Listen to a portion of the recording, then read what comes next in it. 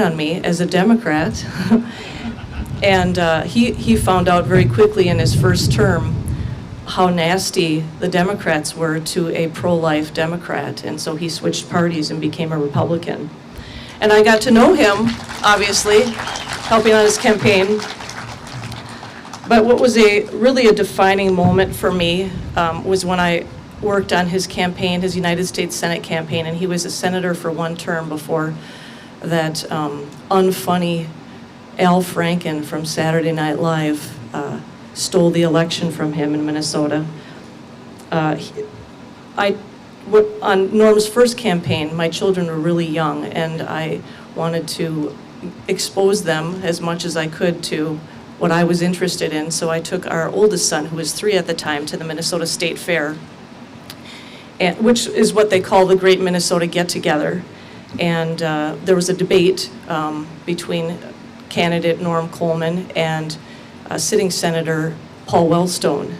And I had never been involved really in politics, or I'd never observed debates before, and was so shocked by the behavior of these Democrats that had essentially thrown Norm Coleman out of the Democrat Party back when he was the mayor of St. Paul, and shouting him down and not allowing him to answer questions that were asked of him during the debate. And my 3-year-old son at the time was holding Norm's sign, and they were yelling at him to put it down. But I left there with such a sad feeling, and I grew up going to the Minnesota State Fair every summer, and it was a positive experience until then. And I got home, and I really didn't know, I didn't know how to put it into words. And when I talked to my husband about it, I said, I'm almost speechless. I don't know how to process how poorly these people treated someone that they disagree with politically. I mean, we're all human beings, and it was really, I guess, as I said, a defining moment. And I think my husband said it best, is I was disappointed in my fellow man. And that happened again to me. I mean, I was reminded, I guess, of being disappointed in my fellow man just in March, when our governor decided to shut down the state of Wisconsin. And it had a profound effect on me, and it had a profound effect, I think, on a lot of people. And I think a lot of people are still affected by it, not just because we lost our freedoms, but because so many of our fellow citizens, and this is the part that makes me disappointed, is that our fellow citizens rolled over and accepted it and didn't fight. I'll say I can't forget, and I won't forget, and I won't let you forget if you even attempt to, what government imposed on us this year. Private businesses were shut down. Some of them still in, I'm sure in Dane County and Milwaukee. I have both my sons. One lives in Madison and one in Milwaukee. They still aren't at capacity. Workers divided into essential and non-essential, even though everyone's jobs and paychecks are essential.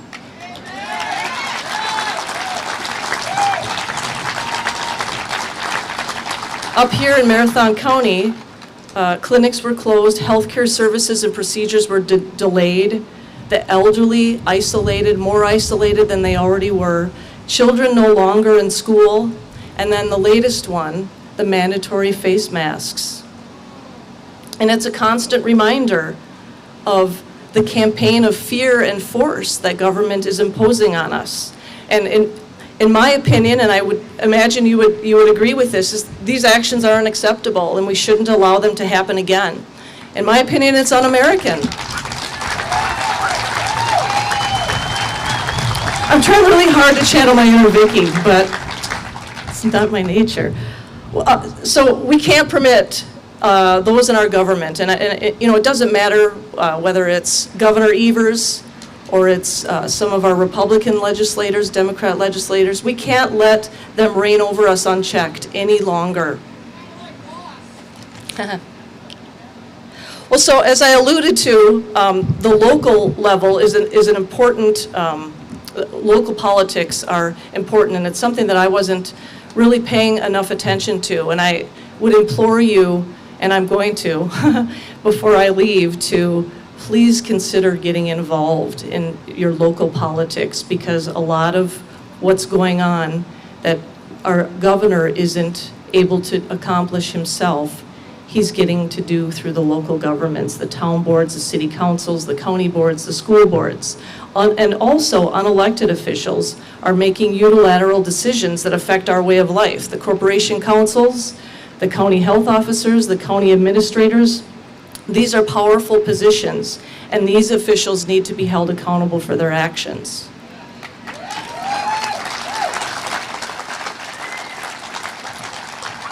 So when Corey introduced me, we've just started an organization called Get Involved Wisconsin, and our growing group of activists have been attending a lot of meetings lately.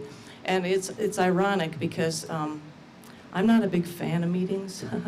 I'd rather just kind of, let's get to the point, but these meetings tend to go on, but they're really important, and it's important that you stay for the entire meeting, although maybe the issue that you were attending for is discussed.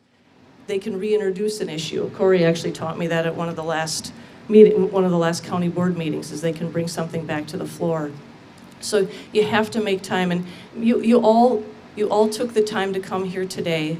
So I would encourage you, and we're gonna help make it easy for you.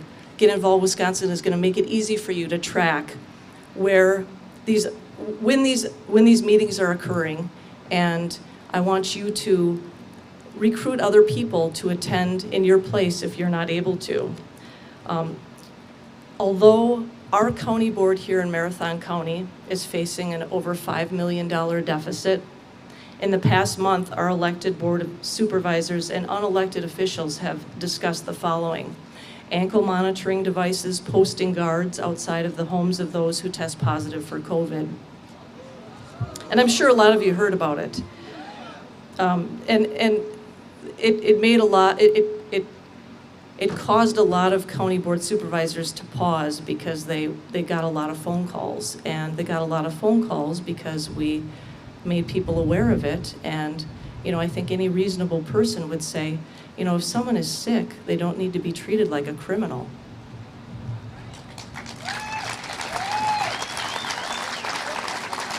And despite under 1% testing COVID positive in Marathon County, the extension of a state emergency order, or the extension of a state of emergency here in Marathon County was also discussed by our board.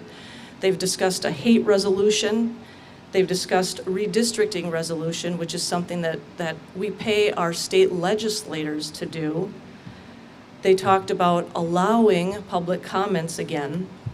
And then most recently, enforcing this mask mandate. And I'm assuming that because you're here, you probably have been paying attention, but last Friday, and I confirmed this with a county board member, without any input from the county board, our elected county board supervisors or the public, Marathon County Health Officer rolled out an online mask non-compliance reporting tool.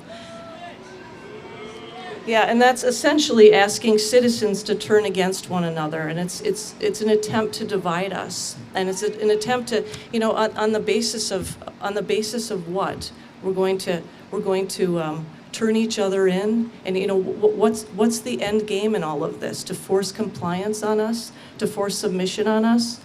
It's not going to happen.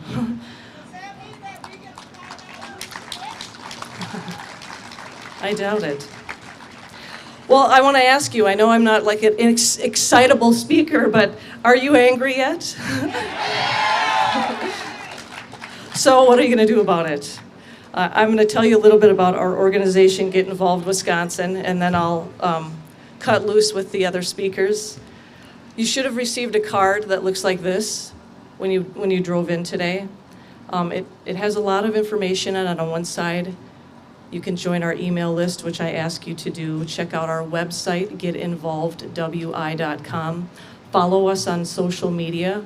We've just recently flipped our social media page, which used to be Open Central Wisconsin, now to Get Involved Wisconsin. Donate to our organization. I think there's a donation box over by Peggy, or you can donate online. What's very exciting is we're having an app developed, and that's on the other side of this card.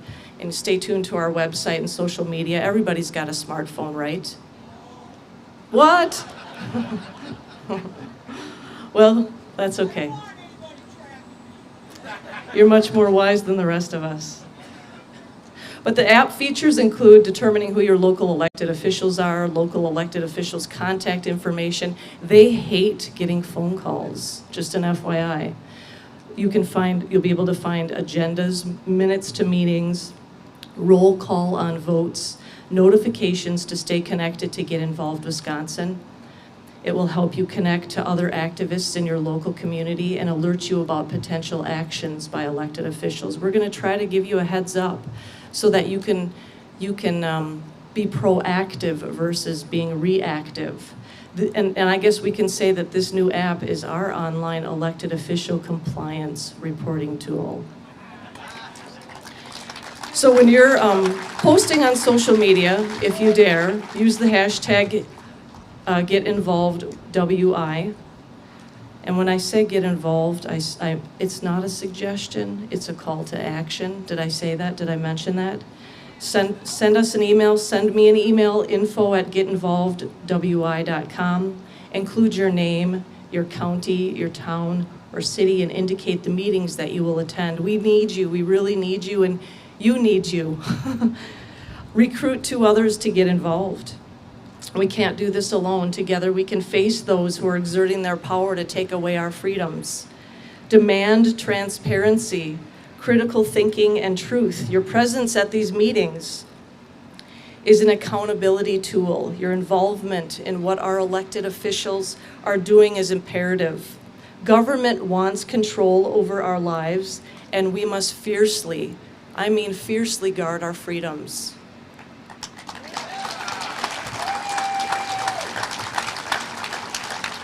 So JFK said, and I was looking for a quote to end, and I had never read this one, perhaps you have, but the great revolution in the history of man, past, present, and future, is the revolution of those determined to be free. So get involved, Wisconsin. Thank you.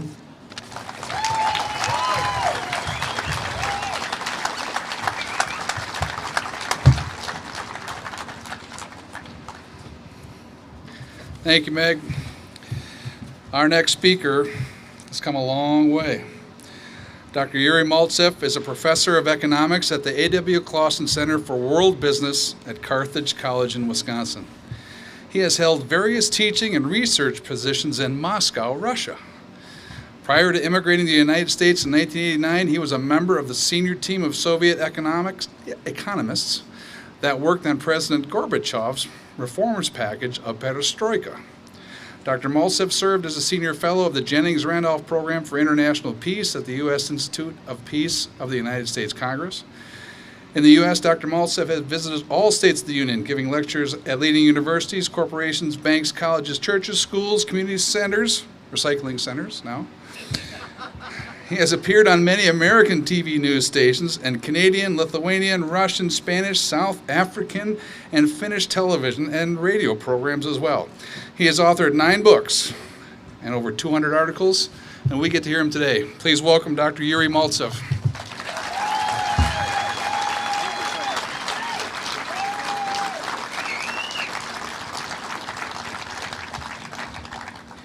Well, thank you, Corey, for that was the longest eulogy I ever heard. And I have a pretty bizarre background. I worked for the Soviet government, if you can call it work.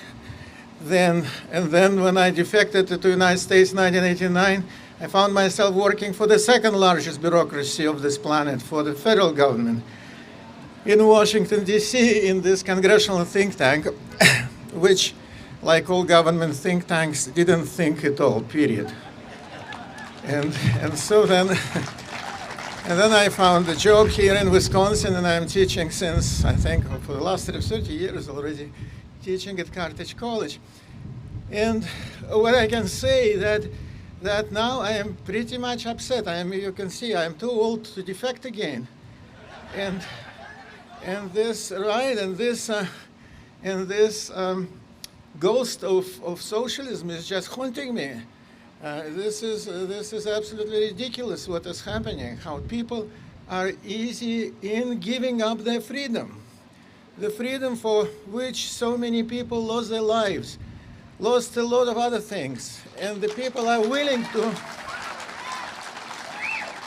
willing to sell their freedom for free healthcare or free something else.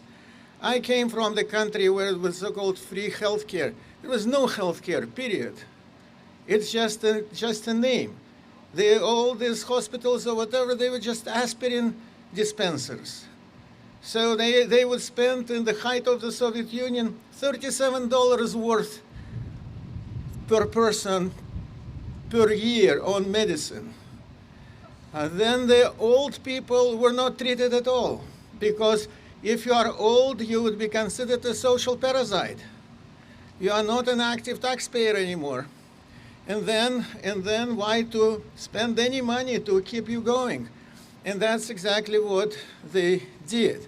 And the most important thing, which I think our schools do not teach, our schools, I think most of them are teaching how to hate this country. And was amazing that half of all these terrorists in Portland, Oregon, who were arrested for trying to destroy the federal courthouse, half of them turned out to be public school teachers. I can imagine what do they teach in the schools. And they reproduce themselves all the time. I mean, they're hiring only people who think the same, or I would say who don't think at all. And that's, I think Winston Churchill used to say, he said that, who is socialist thinker? Who think about socialism? And his answer was that there's no such thing. That if you are thinking, you are not a socialist. You are a conservative. Yes, you're a conservative. And this is what. And I saw the beast in the eye. I really love these Gadsden flags. These are just perfect. Yes, because I joined the Tea Party movement a long time ago when it just began. I lived at that time in Dallas, Texas. Yes, and a friend of mine invited me for a Tea Party gathering at the sports arena. And the guy sitting next to me turned out to be Ted Cruz. At that time, he was just a lawyer. He was not a U.S. senator. But then we did quite a lot of things in the Tea Party movement of Texas. And I wrote a book, by the way, if you can get it at any time for almost free on Amazon.com, I think, called Tea Party Explained. So then, what can I say? That I think Meg was absolutely right, that they want to pit everybody against everybody else. This is the essence of socialism. Not only because of masks, but because of everything else. Gender, age, to pit children against parents, to pit men against women, to pit blacks against whites, and on and on and on like that. Everything, on every kind of issue, they want us to give our families, to give our religion, to give everything. And then what happens? And then you will be naked before them. Then if you don't have family, if you don't have church, if you don't have something which we can call civil society, then you are naked. And they can take your life, they can take everything. In the Soviet Union alone, anywhere from 43 to 61 million people were murdered. And murdered. And Stalin used to say to his henchmen that we shouldn't kill people for something. We should kill people for whom they are. And that's exactly what I can hear today here in the United States. That if you, race, for example. Race is something is outside of our choice. We are white or black or any other race because of the provision of the Lord, not because of our choice. And now they do attack people. They make them feel guilty, especially younger students, and they pit people against each other. So this is Why do they kill? Socialism is always murderous. Because it's murderous because it doesn't have any incentives, nothing to work for. Because if I would say that no matter what you do, you will be receiving the same and living in the same barracks, and no matter whether you're entrepreneurial or lazy or whatever, then at a certain point people don't work. And how to make them work is just to threaten them with a gun, to threaten them with Siberia. And it's not only in the Soviet Union. I just met a wonderful doctor who was born in Cuba. And I just told him, I was in Cuba recently, and one Cuban, he told me, he said, what is in common between Russia and Cuba? Well, I said, you tell me. And he said, nice places to be from. And that's exactly what it is. They destroyed everything. The same people with the same thinking. They are destroying, who now are destroying Seattle and Portland and trying to destroy the whole country. The same people already destroyed 33 countries on Earth. 33 countries on Earth. Russia could be probably the richest country in the world with 11 time zones. No, they ruined 11 time zones. Ruined 11 time zones, so the life expectancy dropped to 57 for men and 66 for women at the end of the USSR.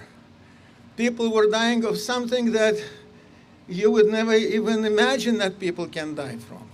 So this was the country which had 40% of all black earth on our planet. It was literally starving. It was impossible to find something.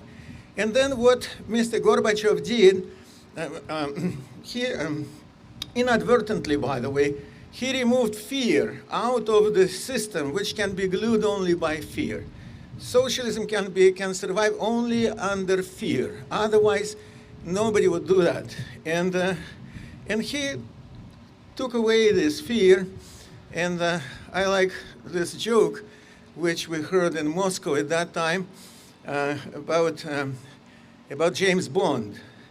And James Bond, he quit Her Majesty's Secret Service, and he immediately was hired by the CIA and sent to Moscow to find out what is going on there.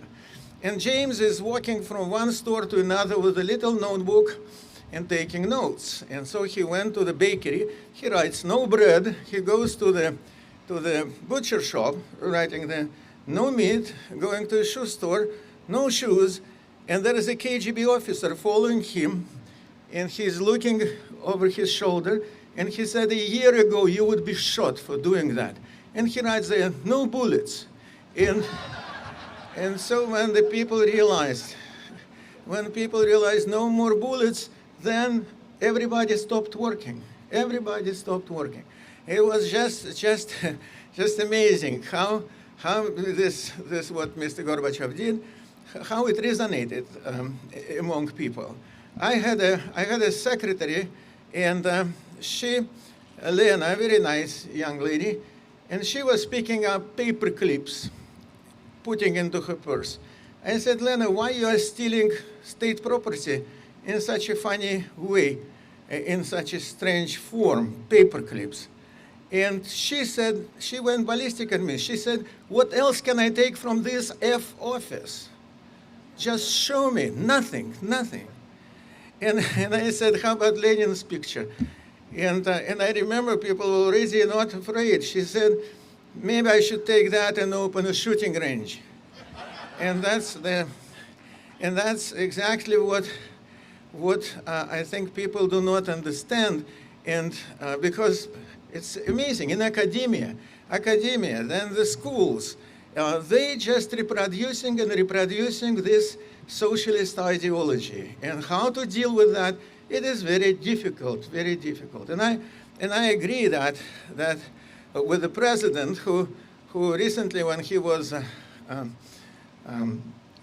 talking in Arizona, that his point was that our educational system and mass media, so-called mainstream mass media, are all corrupt.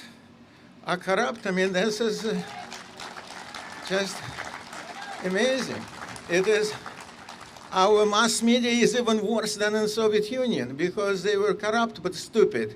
And so it wasn't, I mean, nobody would read anything because it was just, here they employ all kind of so-called scientific methods, psychology and whatnot. And this is really, really, I would say, very sad because we are losing cultural war.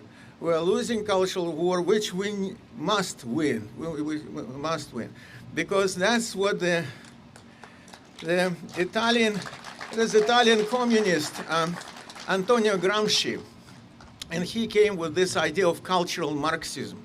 And now we see this cultural Marxism is being developed in American universities, in American colleges. So that's.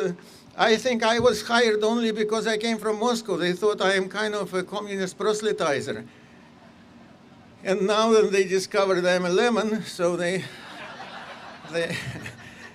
cannot do much already. So this is the issues I think that all of us should unite. All of us should stay together, because that's what happened in Russia. How Bolsheviks, how socialists won. They won because they were united. All collectivists are united. If you will look at people like people who support Pelosi or Schumer or others, they are united. They're collectivists. While people on the right, and that was even Ronald Reagan was saying, that it's very difficult to make united right because we are all individuals. We are all different. We are not clones of this socialist machine. And the same Reagan, I think he warned us. His point was that between liberty and tyranny, it's just only one generation apart. In this generation, I would say we are losing this generation, and that's very sad. I mean, I understand also that young people, that they sympathize with socialism because they don't understand what it is. They think socialism is kind of singing kumbaya and smoking pot together, and that would be okay. But no, socialism is way more dangerous. It is deadly, and that's what the same Churchill, he used to say: if you are 20 and you are not a socialist, you don't have a heart. But if you are 30 and still a socialist, you don't have a brain. And that's exactly what it is. Then, for me, it's a great. I mean, I drove all the way from Illinois, from the People's Republic south of our border, and and it's so nice to drive even in the northern Wisconsin, where almost every second house has the Trump Pence. Yeah,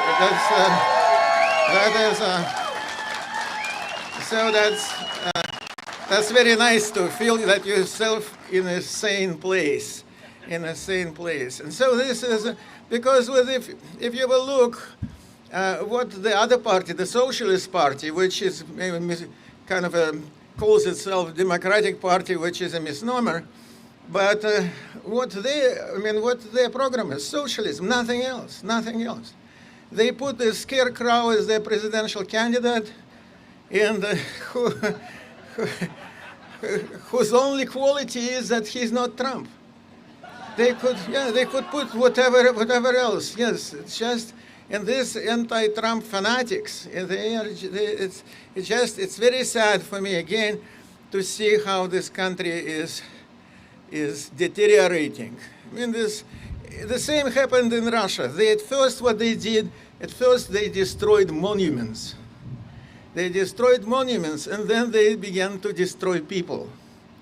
And that's the kind of the sequence that we are going through today. And it is, again, extremely sad for me to see this country getting not to the better, which it should be.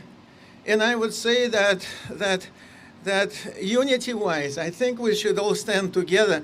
And as many say, for example, many Republican politicians are not kind of,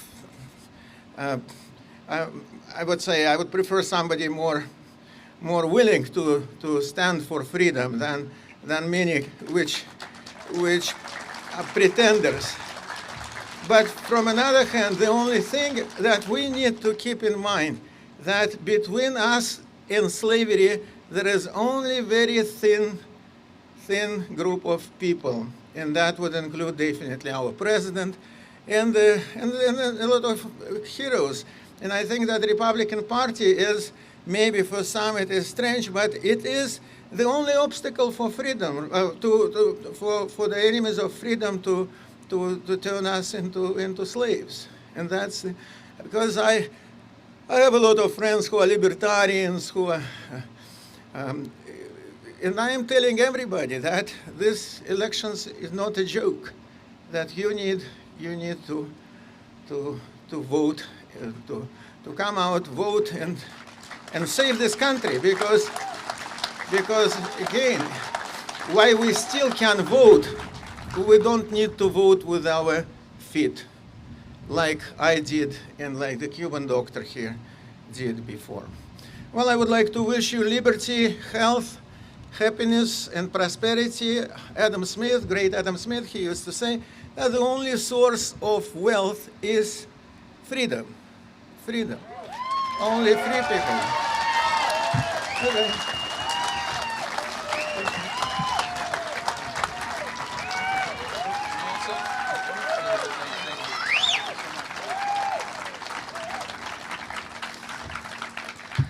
Dr. Maltsev, I don't think these people here are going to disappoint you. They're going to fight for freedom and liberty.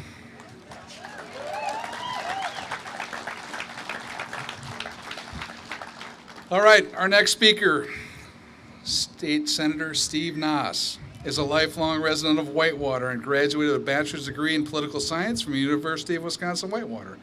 He then went on to earn his master's degree in school business management from UW-Whitewater.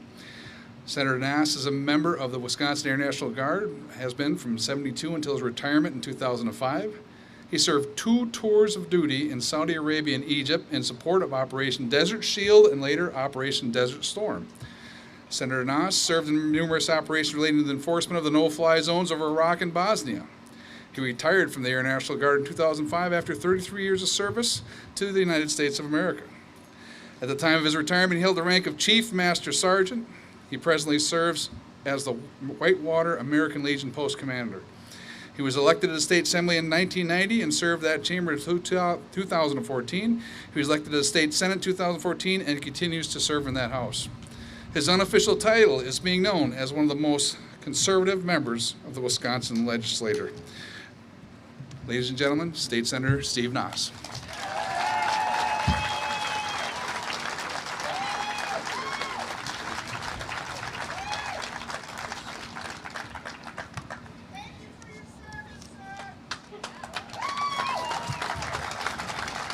Thank you. Great to be here. The pastor gave a prayer. You know, when you can come to a gathering like this, do the Pledge of Allegiance, Star Spangled Banner, a prayer. Reminds me of a person, a young man over 2,000 years ago, who said, if there are 2 gathered in my name, I will be there also. And all of you, for the cause that we are here today,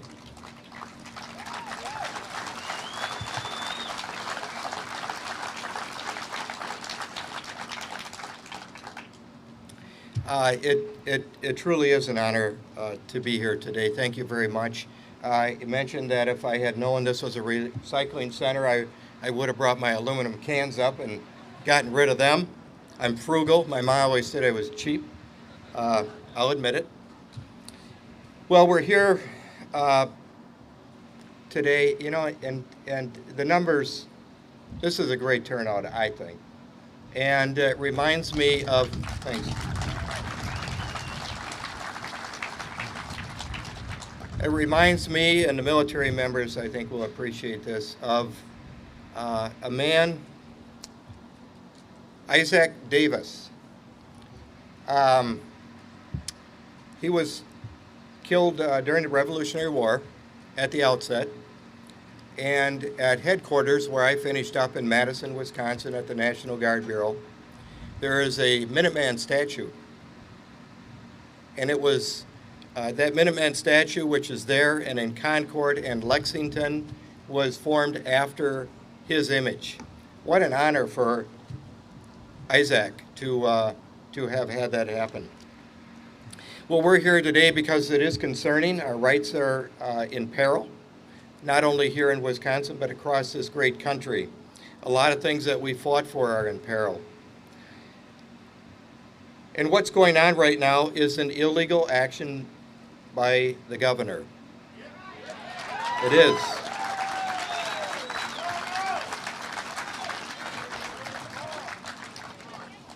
We have, the left has looked at the socialist agenda initially. That didn't work, and they pivoted, piggybacking on the unfortunate situation in Minneapolis.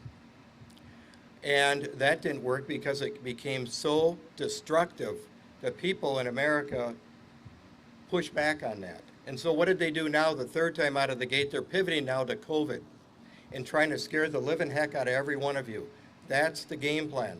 They want to get the paper ballots in November. The only way to get there is to scare the heck out of you.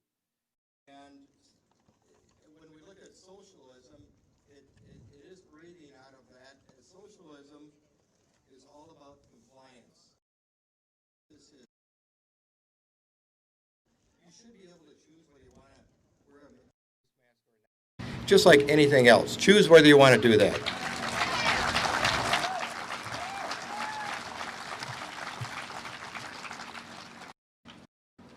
The governor, I will say, and others feel the same, cannot be trusted, and here's why. This is the fourth time he has lied to us. In March, he said he wouldn't use a lockdown like other states, and then he did. Shortly after that, he locked us down. Also in March, he said he did not have the power to move the April election. Shortly after that, he tried to move the April election to May. And the legislature went to court and stopped him. The Supreme Court said you have stepped beyond the powers granted to you by we the people. And then, in April, he said he would not extend the safer at home order. And he did. And then, in July, of course, starting August 1, he forced us into this mandate on masks. After he said repeatedly, and I'm sure you've heard it repeatedly, he did not have the authority to do it. And he did it. You can only do an emergency order once. That's the key on an issue. And the virus has already been dealt with back in the spring. You can only do it once. So he's pushing our buttons. He's poking the bear to see if we, the Republicans, will fight back.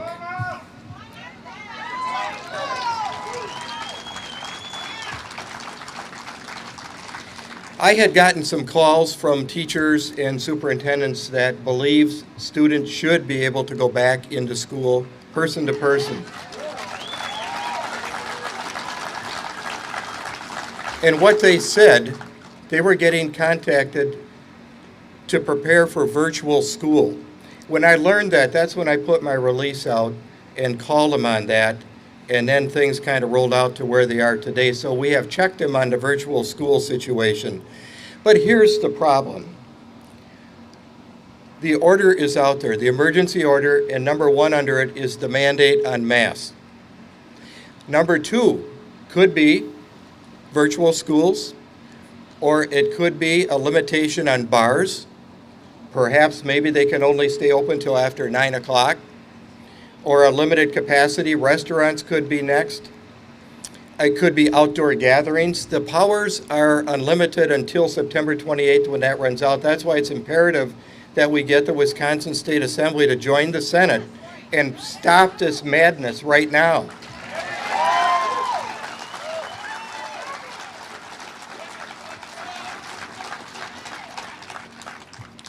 It's been mentioned by the speaker that court could be utilized. The problem with that is it takes time, and what the courts, I will say, that even if we were able to get to the Supreme Court, what the Supreme Court will say to we, the legislature, we're not taking the case. We're not going to take the case because you, the legislature, can go back into session right now and stop him. We're not going to waste our time on it. When Thomas Jefferson was president, he said something rather striking. That has come true today. If once the people become inattentive to the public affairs, which is government, I, Congress, and assemblies, judges and governors shall all become wolves. And that is why it is so important for us to continue to watch what our government is trying to do to us. This is about changing America. That's what this fight is all over. It's about government overreach and hysteria. The greater issue, as I mentioned, is not COVID. It's getting in November to the mail-out ballots to everybody on the voter list. The left does not trust people. They do not trust you and I to act for ourselves. We are petulant little children in their eyes, and they can decide for us what we should be doing. When COVID is gone, there will be another issue. It will continue to churn, and for government to keep the thumb on all of us. Elections matter. It was mentioned earlier. You've got to pay attention locally to what's going on, and you've got to send people to the local boards and commissions and to the state capitol and to Congress that have a backbone and that you know are going to watch out for your rights that have been brought to you by a lot of blood and great sacrifice.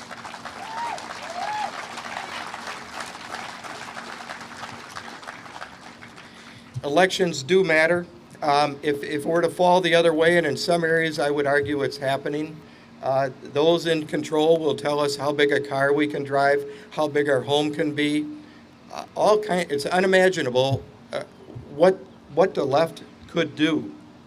And you may think this is something that could happen, but that's not the case. It's something that is happening with this mandate and the emergency power. It's happening right now, and we are in the middle of the tornado. The economy, if we continue down this path, the economy is going to continue to be destroyed. We've gone 20 consecutive weeks with more than 1 million people filing for unemployment insurance. At the heyday of the 2008 and 2009 economic recession, 1 week, the largest number was 700,000. 1 week. We're going 20 weeks. That's why we've got to get out of this. We do not need government to babysit us. And those 35 to 40 million people, we can continue to try to move back into employment. And we can stop the empty store situation that we continue to see all over this state. Now, when you look at the legislature, Speaker Voss has got to be the one to pull the trigger and bring his members back. I will say on the Senate side, I went to Senator Fitzgerald as soon as I put my call out to go back into extraordinary session. Senator Fitzgerald and I had a conversation eyeball to eyeball early in the afternoon. And by the time I got back to my office, there was an email out to all the senators instructing them to be on the phone at 4 o'clock. We were, and by 4:30, we all agreed we got to go. Then Senator Fitzgerald said, I want to make sure everybody's comfortable with this, so we're going to meet again over the phone on Friday at 12:30. We did. It took maybe 15 minutes for all of us to have that chat again, and we were all in a go mode. Let's go. But we need the Assembly to stand with us, and the Speaker, unfortunately, the impression that the people have is that he's standing side by side with Tony Evers. He can either stand with we the people and go back to the floor, or he can continue to stand with Tony Evers. One of the things that's been said is that actions may speak louder than words, and that is so true. No action is empowering the governor. This will go on till September 28th, but here's the problem. Locally, my county in Walworth the people rose up and said no to a local ordinance. Jefferson County, same thing, and around this state. But what's happening right now under these powers, these people in those counties are having to chitter chatter once again that let's go and do the ordinance while the mandate is in place. And that will be the push. And the other problem is that Tony Evers is going to ask the legislature sometime in September, I would guess, maybe the middle of September, to extend his order. The fear and gloom and all of that. And if the legislature says no then, and it's supposed to be a bad thing, we're going to take heat then. Let's take it right now and do what's right and stop the illegal order.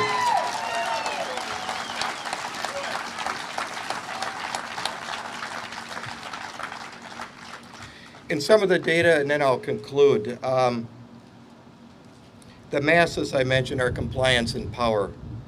New York, whoever would have thought another state, New York, would have checkpoints at the border, checking people from Wisconsin, how long are we going to be there? Fill out a form. Who is with you?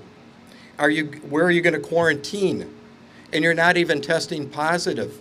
Who would have thought? Chicago is checking social media to see who comes up here to Wisconsin. And then they will get a call or a knock on the door saying, are you complying with the order to quarantine? This is disastrous, outrageous. Dane County, the health order there. If you don't wear a mask, it's a $350 fine. This is true, who would have thought? If grandma and grandpa come over to the house to see their son or daughter and the grandkids, grandma and grandpa in the house have to wear a mask, or it will be a $350 fine to the people that own their daughter or son that owns that property. If a neighbor comes over on a Friday afternoon and wants to have a beer, you got to not self-quarantine, but you got to distance yourself 6 feet. You can be out in the front yard, and if you don't, the neighbor can tattle, and you will get a visit and potentially a $350 fine. Dane County now controls what goes on in a private home. Under the ordinance, the city staff will come and re-educate basically the person and tell them what they need to do, or they're going to get a $350 fine. The Democrat governor of New Mexico ended up closing down a couple of communities for a few days with the state police. In California, the mask mandate has been in effect since June, and it has not knocked the numbers.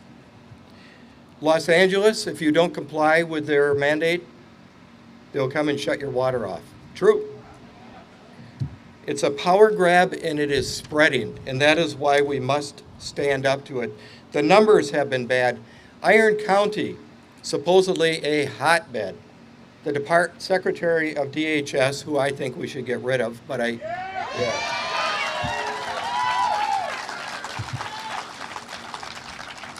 do have other senators who have now joined.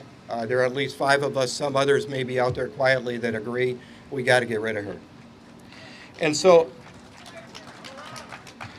in Iron County, that's supposed to be a hotbed, the DHS secretary said a few weeks ago.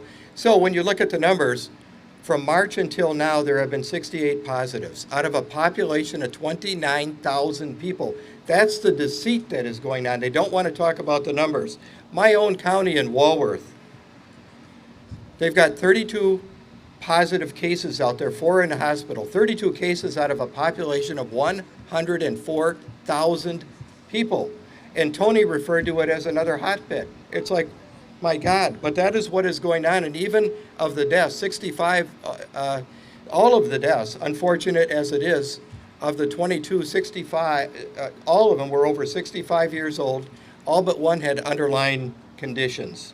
But that's not being told to the public. They want to keep you hysterical and in fear. That's right. So in the end,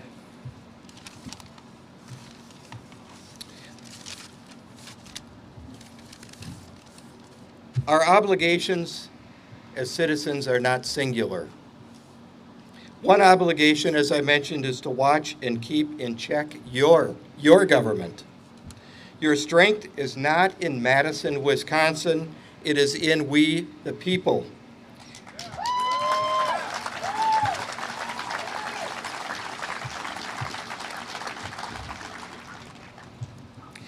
I believe the purpose of life is to matter, to count, to stand for something, to have it make some difference that I lived at all.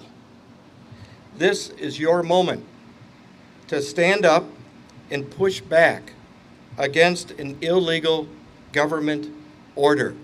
This is our time. And when I came into the legislature in 1991, I brought with me a quote which keeps me going to this day, and that is why I continue to fight, and that's why I rose up last week. If you don't like what your government is doing, then in a unified action, rise up and take charge of your government, or one day you'll find your government has taken charge of you. So we've got to rise up and we got to fight. Thanks for coming. Thanks.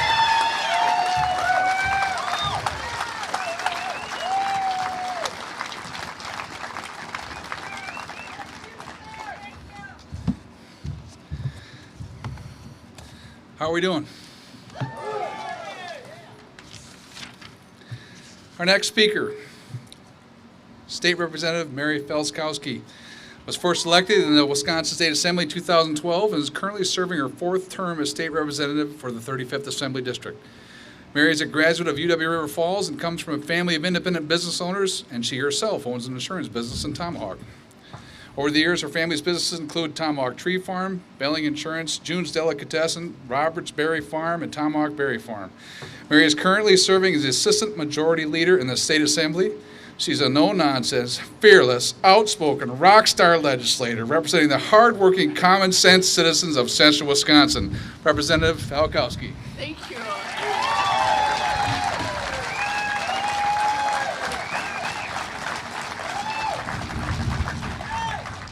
I want to say thank you for everybody coming out here. And I want to tell you, you just heard from the most conservative legislator, in my opinion, in Madison. Steve is a rock star.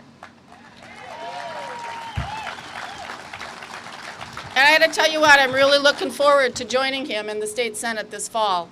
Because I don't know if everybody knows that I am running for the 12th Senate District.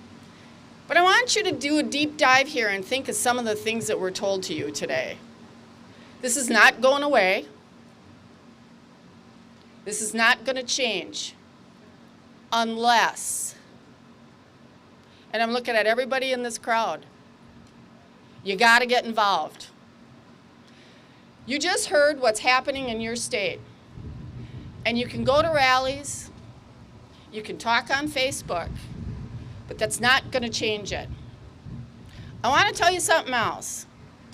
If you follow the news, the Democrat Party of Wisconsin raised $10 million for this upcoming election in November. Let me repeat that. $10 million. Of that, the way they raised it, $2.5 million will be used on federal races. That's $7.5 million to change the makeup of the state of Wisconsin. And I'm going to tell you what, they're not changing it in your favor. That is local elected officials. That is state elected officials. Those are sheriff races.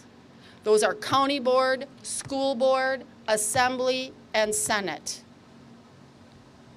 So my challenge to you today is to run. You support your local conservative candidates. Now it is 90 degrees out here, I swear, and you are at a freedom rally. If you can come to a freedom rally in 90-degree weather, you can volunteer to help those people write letters. You can volunteer to help those people.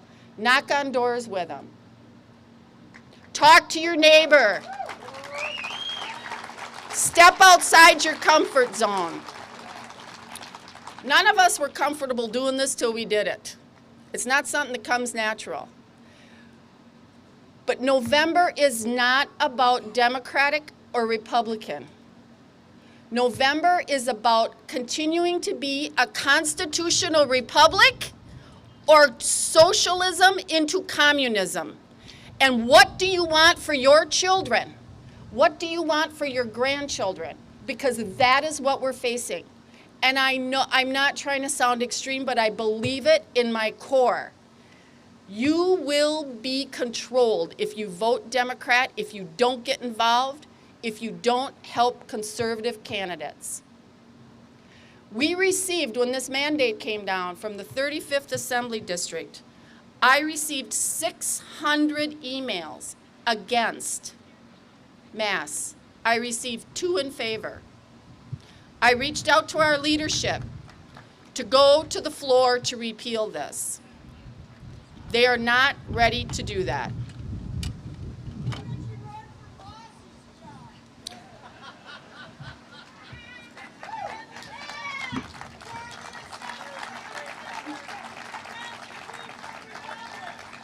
I can't change now.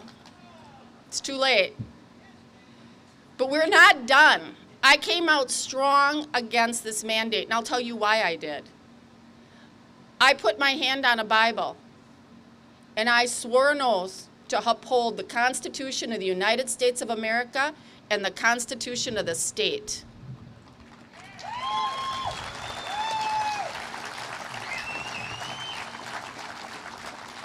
And I reminded my colleagues of that on our caucus call the other day.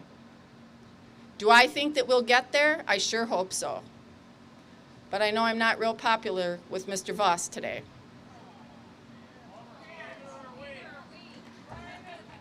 I'm not real upset about it either. Exactly. But my call to action to you is serious. You know, sitting in Madison and watching this, you watch, all you have to do, you want to be on social media? I know a lot of people are. You want to put stuff up on a website? Put up the Democratic Party platform. Just post it. Post the Republican platform. Because we have this Trump derangement syndrome out there. Don't tell people to vote for Trump. Tell them to vote for a platform of freedom with the Republicans or a platform of socialism. It's out there. The information is there. It's not hard to get, and I have a hunch you're going to see more and more of it. If you are not having this conversation, it's complacency.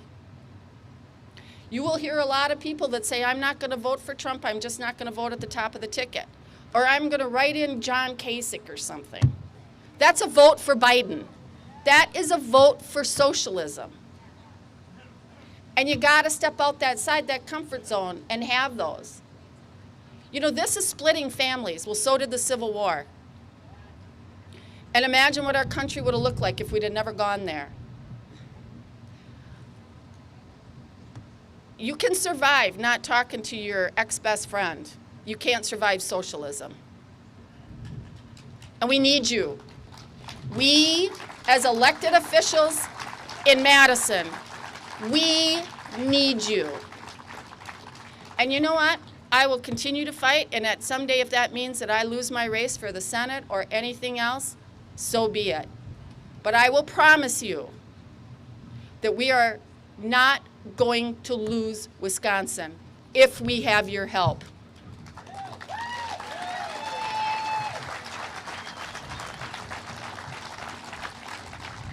I don't know if many of you saw the news because it didn't come out till late today, but last night, the officer in, I think it's Wauwatosa, that's on suspension, they broke into his, because he took down an armed criminal.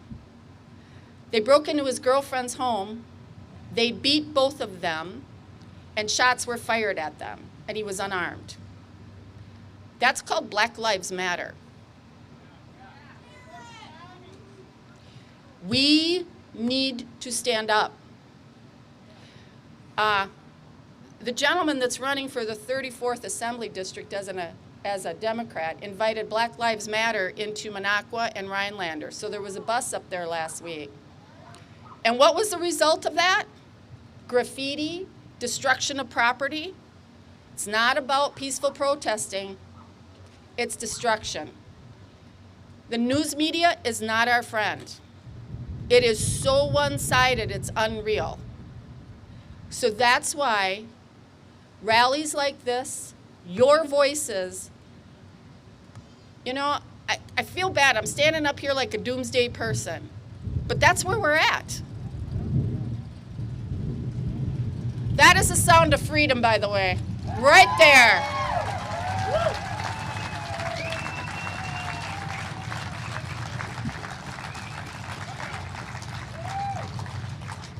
And God bless Governor Kristi Noem in South Dakota, because Sturgis is happening.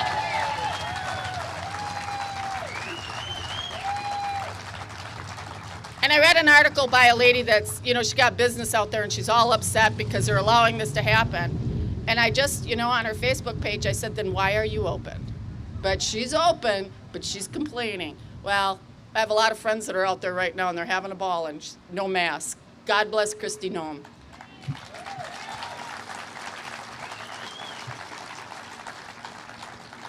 I just want to say thank you. Thank you to everyone out here. Thank you to the veterans. Thank you for our Do Not Tread on Me. That's the other thing. New York is trying to disband the NRA. Yep. Gun sales are off the charts. Ammunition is scarce. Don't be a victim, people. Get your concealed handgun permit, which I don't think you should need, by the way. Next time there's a Republican governor, hopefully we can repeal that. We tried once. We'll get there. Be strong. Push back. Run for office. You don't need a college degree. You don't need anything but common sense. You might not be able to give the prettiest speech. That does not matter. Common sense. Push back, and you'll get the support. Thank you, everyone, and God bless.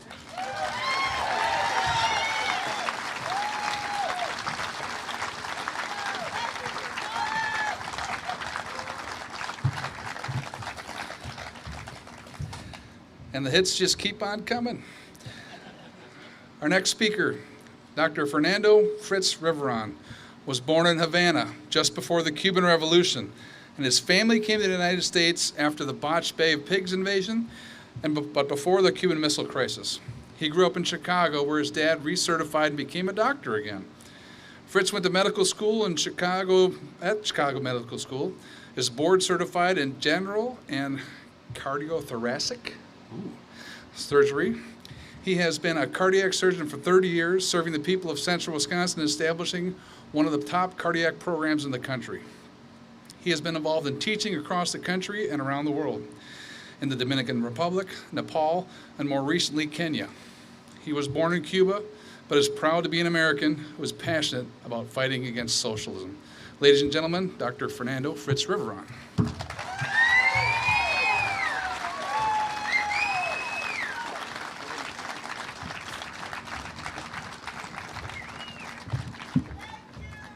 I am wearing this to make a point, actually 2 points.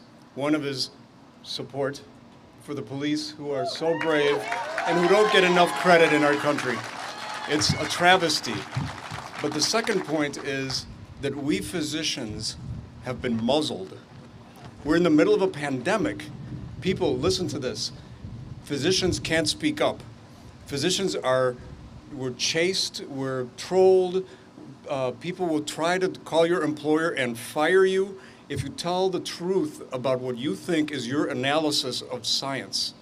Think about that. We're in the middle of a pandemic and our medical systems have been decimated. The hospitals losing money, nurses have been furloughed. We did the right thing, right? There's a virus coming from overseas and everyone is terrified, and we're watching what happens in Italy and what happens in China. And we were asked as good citizens to do the right thing, to lock down and stop the spread. What were we trying to do? Do you remember what it was originally? Bend the curve. That's right. We were supposed to bend the curve, so we've done that. And why were we bending the curve? Do you remember? We were trying to allow the healthcare system to ramp up and get capacity. What we got was empty ICU beds, furloughed nurses, hospitals that looked like ghost towns. In the middle of this pandemic, at the height of the pandemic, I walked into hospitals. I'm traveling around doing heart surgery around the country. I would walk into a hospital and it would look like a ghost town. But the media is out there saying it's the end of the world and that we need to keep everything locked down. Not only do we have to keep everything locked down, but we have to keep our whole society shut down. And think about who is the most vulnerable, who are the most vulnerable people in our society. We talk about this social movement, this Black Lives Matter and the inner cities, and our inner cities are hurting. They're truly in pain and destroyed right now. With our schools being closed, with single mothers having to take care of children that do not have any support from the school systems, with two-parent families, two-income families that are trying desperately to figure out how they're going to take care of their little kids at home. These people are being absolutely abandoned by the forces that are trying to keep this lockdown in place. So I wear this as a sample, an example of how physicians are being muzzled. And you're going to hear later on someone who has a much better story on this, but I'm going to tell you this one. I tried the other day ordering hydroxychloroquine for somebody, and for the first time in my 30-some year career, I got questioned as to what purpose I was using this for. We use off-label medications all the time, so the fact that they're questioning doctors is a type of central control that is almost unbelievable. Ladies and gentlemen, the veneer of our civil liberties has been shown to be unbelievably thin. You're aware of this, right?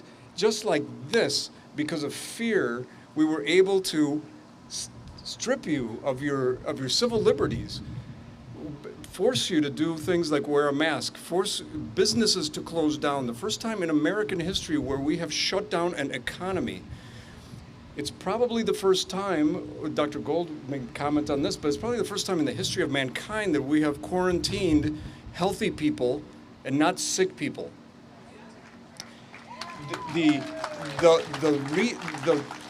medical establishment has been silent on this because we've been forced to be silent. The majority of doctors are employees. And every healthcare system, I will name not one in particular here, but even in town, will tell their doctors that they cannot speak at a rally like this. I'm speaking because I'm self-employed. I can't be fired. But I can tell you, but I can tell you that I will be trolled, and there will be people on Facebook saying dangerous doctors. So that's why I wore this mask. I mean, I'm trying to take that low-hanging fruit away, because if they want to troll me on data, because I'm going to give you some data about what's happening in Wisconsin that will make your head spin. Because if you think about what's happened, our economy has contracted by 30%, folks. You know that all the little restaurants in all the little towns around this country that have been shut down are going to have trouble ever opening again. People are going bankrupt. There's destitution, there's depression, there's suicide. What's happening to our kids in particular, an entire generation of kids that are being left behind because they can't go to school? And for what? Where are the healthcare experts? Is it Dr. Fauci? Let me tell you, so the CDC came out just recently, and this got very little play in our media. The CDC came out and said that they supported very strongly that kids should be back to school on site. Ladies and gentlemen, we landed on the moon when I was a teenager in 1969, and we barely had any computers. Think about that. Landed on the moon and came back safely. And you're trying to tell me that since March, this United States of America has not had the ability to figure out a way to open schools in a safe way? It's absolutely, it's a travesty that our children are being left behind like this. And that's, when we congregate like this, we can fight about masks. We can fight about this. This is low-hanging fruit. I'll wear a mask all day long if you tell me that that's what it takes to send my kids back to school, or my grandchildren in this case, back to school, because those people are getting really hurt. I'll wear a mask all day long.